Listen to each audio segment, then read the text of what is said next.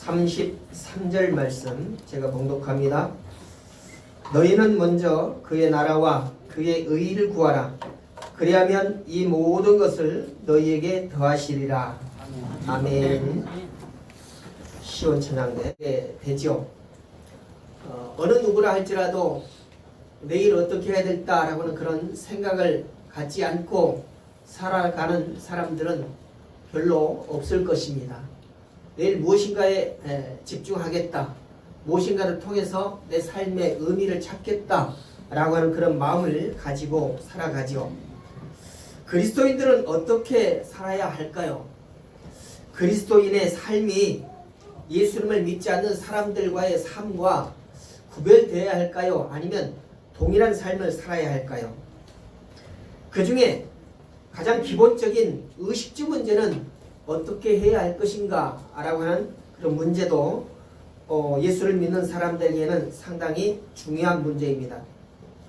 의식주는 단순히 먹고 입고 사는 것들만 문제로 끝나는 것이 아니다라는 것입니다. 이것은 우리 삶의 문제이면서 또한 신앙의 문제이기도 한 것입니다.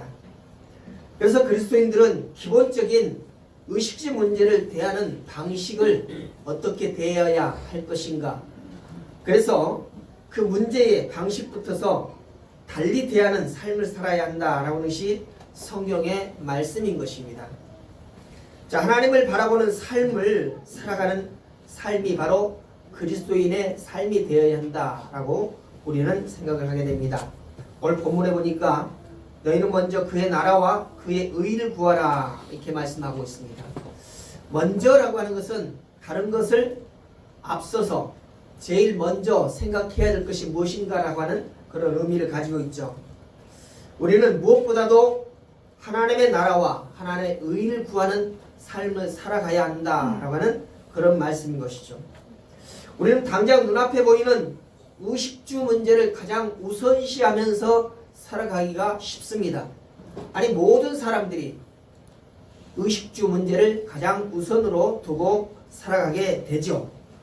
하나님께서는 우리가 의식주를 우선하여서 무엇을 먹을까, 무엇을 마실까에 집중하면서 사는 것이 아니라 바로 하나님을 바라보는 삶을 살아가라. 그것이 바로 하나님의 원하는 바이다 라고 이렇게 말씀하고 있습니다. 세상의 삶의 여러 모습들은 다양한 삶의 영역이 있는데 그 영역 안에서 삶의 우선순위를 추구하면서 살아가게 되는 것이 우리의 인생인 것이죠. 사람들은 물질을 매우 중요하게 여깁니다. 이것이 부족하거나 이것이 없으면 불안정한 그런 모습을 보게 되죠. 성경은 그런데 지나치게 돈을 중요시하거나 또는 그것을 사랑하지 말라라고 이렇게 우리에게 가르치고 있습니다. 더 나은 환경을 누리는 것만을 추구하는 그런 삶을 살아가는 것, 이것은 성경적인 그리고 그리스도인의 올바른 삶이 아니다 라고 이렇게 성경은 가르친다는 것입니다. 우리는 삶을 살아가면서 더 큰 집, 그리고 큰 집에서도 더 많은 화장실, 이런 것들을 추구하면서 집을 구하게 되죠. 또 능력과 실력을 기르기 위해서 공부를 합니다. 그런데 거기에 매진하면서 시간과 에너지를 소비하는 사람들이 참으로 많습니다. 또 어떤 사람들은 인간관계만을 우선으로 생각하면서 그런 사람들을 찾아다니고 또 매일마다 사람을 만나는 일에 애쓰는 그런 삶을 사는 사람들이 있습니다. 하지만 이 또한 너무나 지나치면 우리의 모든 것을 잃어버리고 빼앗길 수 있다라고 하는 것입니다. 성경의 인물 중에서 대표적인 사람이 바로 삼손입니다. 그는 하나님께서 주시는 거룩한 소명을 받은 사람으로 났습니다. 그런데 그 하나님의 소명을 온전하게 이루는 그런 삶을 살지 못하고 이방인 여자 드릴라에게 너무나도 마음을 빼앗기고 사랑한 나머지 시간과 에너지를 낭비하고 결국에는 두 눈을 잃어버리는, 그리고 노줄에 묶여서 연자맷돌을 돌리는 그런 형편으로 전락하고 말게 됩니다. 때로 우리는 세상의 것을 사랑할 뿐만 아니라 지나치게 자기를 사랑하고 자기 중심주의적으로 살아갈 때가 많습니다. 우리의 삶의 우선순위는 세상 것으로 가득 찰 때가 참으로 많다는 것입니다. 그래서 우리는 이런 우리에게 성경은 이렇게 말씀하고 있습니다. 이 세상이나 세상에 있는 것들을 사랑하지 말라. 누구든지 세상을 사랑하면 아버지의 사랑이 그 안에 있지 아니하니라. 이런 세상에 있는 모든 것이 육신의 정욕과 안목의 정욕과 이생의 자랑이니 다 아버지께로 쫓아온 것이 아니요 세상으로 쫓아온 것이라. 이 세상도 그 정욕도 지나가되 오직 하나님의 뜻을 행하는 이는 영원히 거하느니라. 사도 요한이 이렇게 하나님의 말씀을 우리에게 전하고 있습니다. 육신의 정욕, 안목의 정욕, 이생의 자랑은 모두 다 하나님께로부터 온 것이 아니라 세상으로부터 온 것이다 라고 이렇게 말씀하고 있습니다. 예수님께서 처음 사역을 감당하시기 전에 사탄으로부터 시험을 당하죠. 그때 사탄은 예수님을 시험할 때에 나에게 절을 하면 천하 만국을 다 주겠다 이렇게 말하지 않습니까? 이것은 바로 구약의 바알신앙과 또 아수라스 신앙도 결국은 풍요와 다산을 주겠다라고 하는 그런 신앙인 것입니다.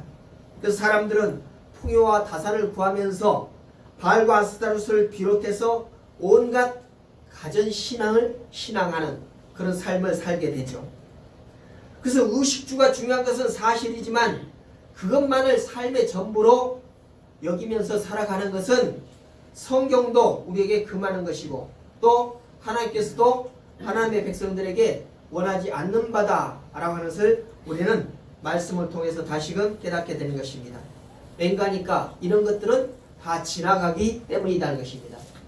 우리는 영원한 것, 지나가는 것이 아니라 영원히 우리와 함께하는 것을 구하고 그것을 추구하면서 살아가는 것이 하나님의 백성으로서의 마땅한 삶의 우선이 되어야 한다라고 하는 것입니다. 예수 그리스도는 우리에게 어떤 분이신가를 한번 생각해 보기를 원합니다. 예수 그리스도는 인간 삶의 국경선이다 이렇게 말할 수 있습니다. 국경선을 넘으면 이 나라에서 다른 나라로 삶이 변화가 되는 것입니다. 인간의 삶의 국경선은 공자가 아닙니다. 석가모니도 아닙니다. 마호멧도 아닙니다. 그리고 소크라테스도 아닙니다. 인간 삶의 국경선은 결국 예수님이시다라고 하는 것입니다. 예수 그리스도는 천국과 지옥을 가르는 국경입니다. 십자가 좌우편에 서 있던 강도를 한번 생각해 보십시오.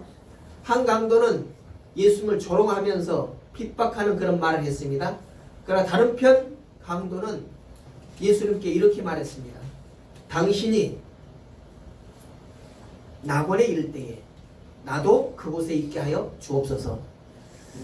예수님을 칭찬하고 위대하다라고 이렇게 칭찬하지 않았습니다. 다만 당신이 낙원에 이를 때에 나도 그곳에 이르게 하여 주옵소서. 나를 좀 생각해 주십시오라고 하는 그런 말 한마디 했습니다. 그런데 그는 지옥에 가야 할 그런 사람이지만 낙원으로 이끌림을 받는 그런 사람이 되었다는 것입니다. 그러므로 예수 그리스도가 또 예수 그리스도를 믿는 것이 바로 우리 삶의 국경선이다 라고 이렇게 볼 수 있습니다. 미국에 가면은 북으로는 캐나다의 국경선이 있고 남으로는 멕시코의 국경선이 있다고 합니다. 그 국경선은 많은 이방 민족들이 줄지어 서 있고 틈을 봐서 철책선을 넘으려고 하는 그런 시도를 하고 있다고 그러죠. 왜 그러니까? 미국이 살기가 좋다는 것입니다. 일자리가 많다는 것이죠. 그 꼭 멕시코나 캐나다 사람들이 그곳에 있는 것이 아니라 다른 외국 사람들이 거기에 줄져 서서 늘 그 틈을 보고 있다는 것입니다. 언제 틈이 있으면 미국으로 넘어가기 위해서.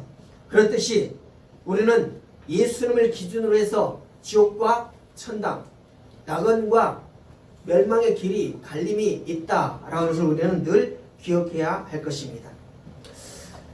예수 그리스도는 우리의 구원의 길로 인도하는 천국의 안내자이고 또 그 안내자의 역할을 하시기 위해서 예수님께서는 천국으로부터 오셨습니다. 누가 하늘과 땅을 잘 알겠습니까? 누가 천국을 잘 알겠습니까? 바로 천국에서 오신 예수님이십니다. 요한복음 14장 6절에서는 이렇게 말씀합니다. 예수께서 가라사대 내가 곧 길이요 진리요 생명이니 나를 말미암지 않고는 아버지께로 올 자가 없느니라. 또 디모데전서 2장 5절은 이렇게 말씀합니다. 하나님은 한 분이시오 또 하나님과 사람 사이의 중보도 한 분이시니 곧 사람이신 그리스도 예수시니라. 그렇습니다. 예수님께서 우리의 삶의 우리의 신앙의 국경선입니다. 예수님을 통하지 않고는 천국으로 들어갈 수 있는 길이 없다는 것입니다. 예수님을 통하지 않고는 낙원에 이를 수가 없다는 말씀인 것입니다. 사망은 분리를 말하는 것입니다. 예수님께서는 우리의 죄를 대속하셨습니다. 인간의 가장 큰 문제는 그래서 의식주 문제가 아니라 바로 죄의 문제다라고 이렇게 말할 수 있습니다. 인구의 문제는 기후의 문제나 또는 AI와 같은 그런 기술 문명의 문제가 아닙니다. 바로 죄 문제인 것입니다. 식량이나 저출산 또 핵 문제 이런 것들은 이 세상에서의 문제이지 영원한 세계에서는 전혀 문제가 되지 않는다는 것입니다. 그러나 죄는 금생이나 이생에서 동일하게 문제일 수밖에 없다는 것입니다. 로마서 6장 23절에는 죄의 싹은 사망이요 하나님의 은사는 그리스도 예수 우리 주 안에 있는 영생이니라 이렇게 말씀하고 있습니다. 그러므로 우리의 죄가 있다는 것은 하나님으로부터의 분리가 있다는 것입니다. 그래서 부부 사이에 죄가 개입하면 부부 관계가 멀어집니다. 부모와 자녀 사이에 죄가 개입하면 부모와 자녀 사이가 멀어지게 됩니다. 하나님과 인간 사이에 죄가 침투함으로 말미암아서 하나님과 인간의 사이가 멀어지게 됐습니다. 죄는 그 관계를 영원히 멀어지게 하는 그런 능력이 있습니다. 이사야 59장 2절에 이렇게 말씀합니다. 오직 너희 죄악이 너희와 너희 하나님 사이를 내었고 너희 죄가 그 얼굴을 가리워 너희를 듣지 않게 함이니 이렇게 말씀하고 있습니다. 그렇습니다. 죄 때문에 우리는 하나님부터 멀어졌습니다. 죄 때문에 우리는 하나님 나라에 들어갈 수 없는 그런 형편이 되어버리고 말았습니다. 그래서 인간에게 가장 치명적인 문제는 바로 세상에 있는 그런 문제가 아니라 죄의 문제이다는 것입니다. 인간은 죄인입니다. 우리가 죄를 지어서 죄인이기도 하지만은 태어날 때부터서 죄를 가지고 태어났습니다. 죄인 아닌 사람이 아무도 없다라고 성경은 증거하고 있죠. 모든 사람이 죄를 범하였음에 하나님의 영광에 이르지 못하니라 라고 로마서 3장 23절은 증거해 주고 있습니다.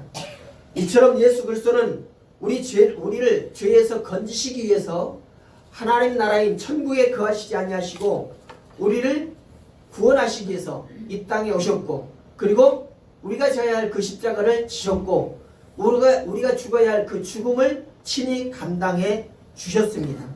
그래서 예수님께서 우리의 죄 문제를 해결해 주셨다는 것이죠. 요한복음 19장 30절에 이렇게 말씀하죠.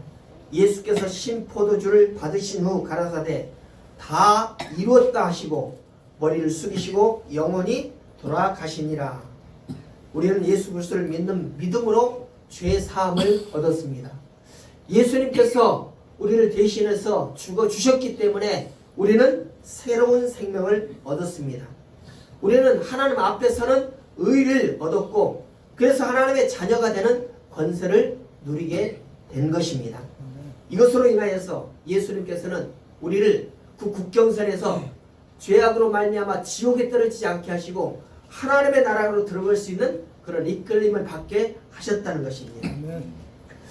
오늘 본문에 보니까 이렇게 하나님의 나라와 하나님의 의를 구하는 삶을 살아갈 때에 하나님께서는 그 모든 것을 우리에게 더하신다라고 이렇게 말씀하고 있습니다. 이 모든 것이라고 하는 것은 우리가 구하는 것들을 말하는 것이 아니라 우리에게 필요한 모든 것들, 우리가 설령 구하지 않는다 할지라도 우리가 기억나지 않아서 구하지 못하는 것까지라도 하나님의 나라와 하나님의 의를 따라서 살아간다면 하나님께서는 우리에게 필요한 모든 것을 다 채워주신다라고 하는 그런 말씀인 것입니다. 그래서 하나님의 나라는 풍성하다라고 하는 것을 우리에게 약속하시고 있죠. 세상 사람들은 흔히 이렇게 말합니다. 예수 믿으면 밥이 나오냐, 국이 나오냐, 쌀이 나오냐. 그런데 예수 믿으면 밥도 나오고 쌀도 나오는 것을 성경은 증거해 주고 있습니다. 예수께서는 우리에게 하나님의 공급하신 하나님의 나라의 풍성하심을 약속하고 있는데요. 병든 사람을 긍휼히 여기시고 병을 고칠 뿐만 아니라 또 일용할 양식도 우리에게 풍성하게 부어주십니다. 우리의 영혼뿐만 아니라 육체에도 주님께서는 큰 관심을 가지고 계시다는 것입니다.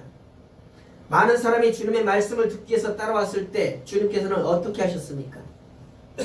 어린아이의 도시락, 곧 2마리의 물고기, 5덩어리의 떡, 이것을 가지고 5,000명이 넘는 많은 사람을 먹이고 12왕기를 남기는 그런 대역사를 이루셨던 것이 바로 예수님의 행적인 것입니다. 예수님께서는 우리의 영에만 관심을 가지고 계신 것이 아니라 우리의 육체에 대해서도 관심을 가지고 우리가 필요로 하는 그런 양식에 대해서도 관심을 가지신다는 것입니다. 그러므로 오늘 세상 사람들이 물었던 우리가 예수 믿으면 밥이 나오냐 또는 떡이 나오냐 라고 이렇게 말했을 때 예수님께서는 예수님을 따랐을 때에 예수님 말씀을 믿고 따랐을 때에 작은 것으로부터 5,000명이나 먹일 수 있는 그런 양식을 내셨다는 것을 우리에게 실증적으로 보여주시면서 우리 육신의 양식에도 큰 관심을 보이시고 계시다라는 것을 우리에게 입증해 주셨습니다. 그래서 이 사건은 장차 우리가 갈 하나님의 나라의 풍성함을 보여주는 것이기도 하는 것이죠.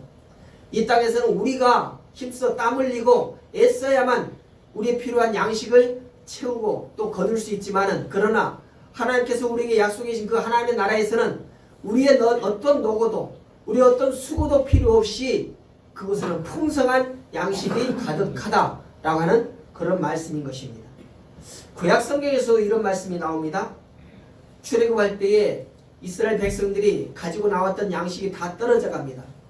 또 애굽에서 먹었던 그 고기들이 생각이 나서 다시 우리는 애굽으로 돌아가고 싶다라고 하는 그런 마음을 비쳤을 때에 하나님께서는 그들에게 만나와 메추라기를 내려주시는 것을 보게 되죠.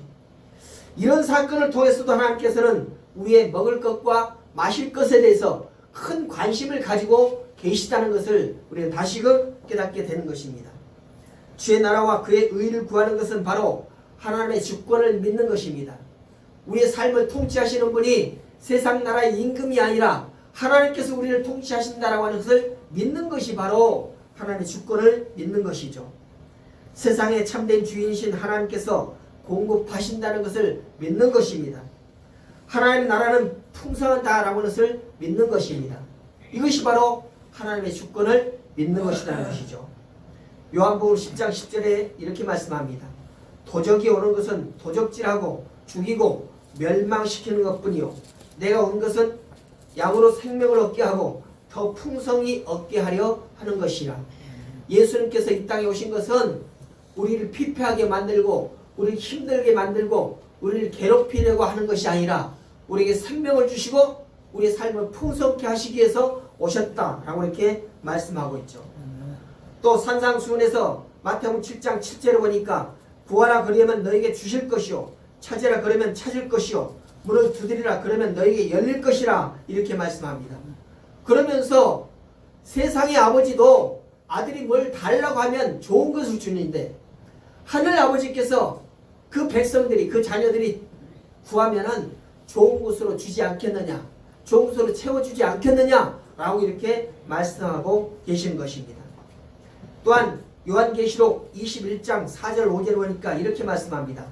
모든 눈물을 그 눈에서 씻기심에 다시 사망이 없고 애통하는 것이나 곡하는 것이나 아픈 것이 다시 있지 아니하리니 이렇게 말씀하고 있습니다. 하나님의 백성들이 하나님께 구할 때에 우리의 필요를 다 채워주시겠다는 것입니다. 또 우리의 슬픔과 외로움을 그리고 아픔을 다 해결해 주시겠다라고 말씀하고 있는 것입니다.